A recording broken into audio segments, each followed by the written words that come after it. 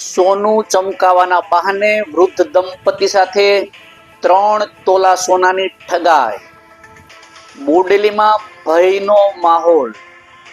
નમસ્કાર, સહજ ન્યૂઝ સાથે હું છું ગોપાલ ભેસાણીયા. બોડેલીથી અમારા પ્રતિનિધિ શિલ્પા શાહ પાસેથી મળતી માહિતી મુજબ 13 જાન્યુઆરી 2026ના રોજ છોટા ઉદેપુર જિલ્લાના બોડેલી શહેરમાં સોનું ચમકાવી આપવાના બહાને ઠગાઈનો ગંભીર બનાવ સામે આવ્યો છે.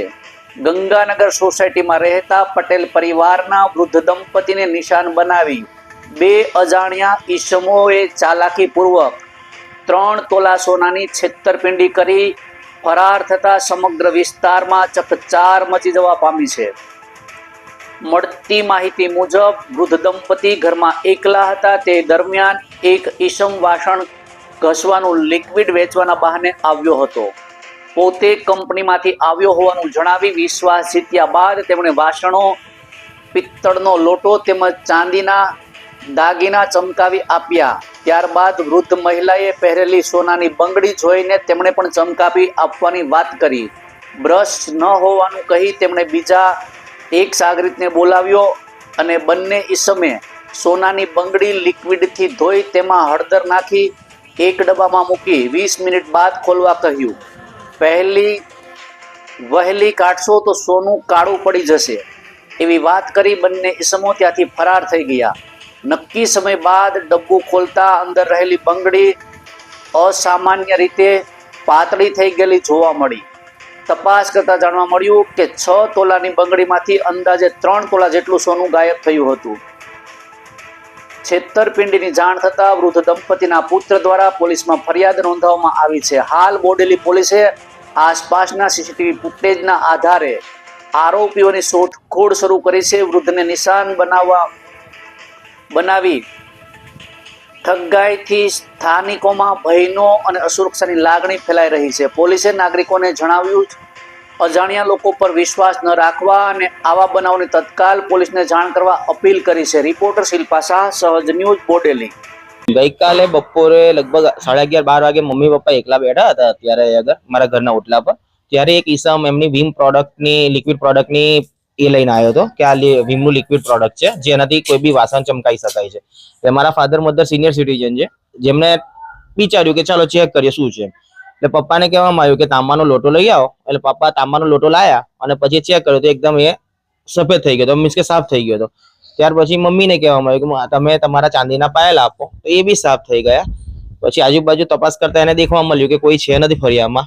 એટલે મમ્મી પપ્પાનો એકલતાનો લાભ લઈને એમને મમ્મીના હાથમાં રહેલી 4 બંગડી જે છે સોનાની તે કઢાઈ અને એ ચેક કરી કે ભાઈ આ સોનું સાચું છે ખોટું. ત્યાર પછી એને એના મિત્રને ફોન કર્યો કે ભાઈ અહીંયા આગળ આવી જા, ગલીનું એડ્રેસ પૂછ્યું કે આ મંદિર સારું છે આ તે. અને પછી એક માણસને બોલાયો અહીંયા આગળ. એ ટાઈમિંગે અગર ટેલિફોનિક વાત થઈ હતી એ વ્યક્તિની, એટલે પોલીસ સ્ટેશન દ્વારા એ બી જાણ કરી શકાય કે ભાઈ આ ટાઈમે પોલીસ કોલ ડિટેલમાં ખબર પડે કે આટલા વાગ્યાની આસપાસ કોને કોલ કરવામાં આવ્યો હતો.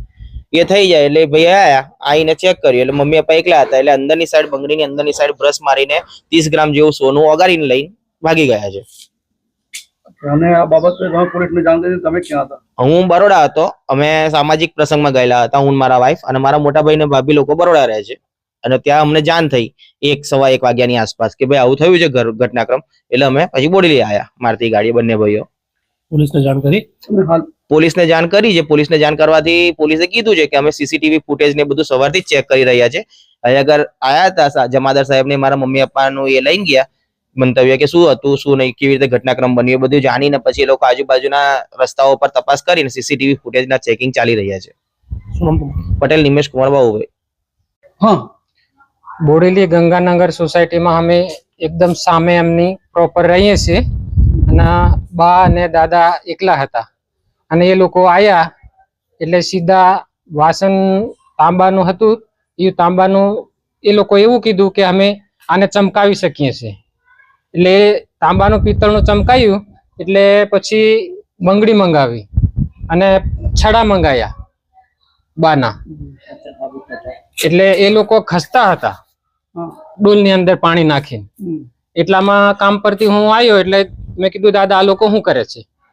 તો કે બેટા આ લોકો કંપની તરફ આવેલા છે એટલે ઘસવાનું અને ચમકાઈ આલે ચાંદી કે સોનું ગમે તે. તો મેં કીધું એમને કે મારા ઘરે પણ આવજો, મારે પણ કડું ધોવડાવવાનું છે. પછી મેં મારે જમવાનું થઈ ગયું એટલે મેં જમવા જતો રહ્યો. એટલા ટાઈમે એ લોકો નીકળી ગયા. 2 જણ હતા. ઓકે, હું નામ તમારું? પર્વતભાઈ.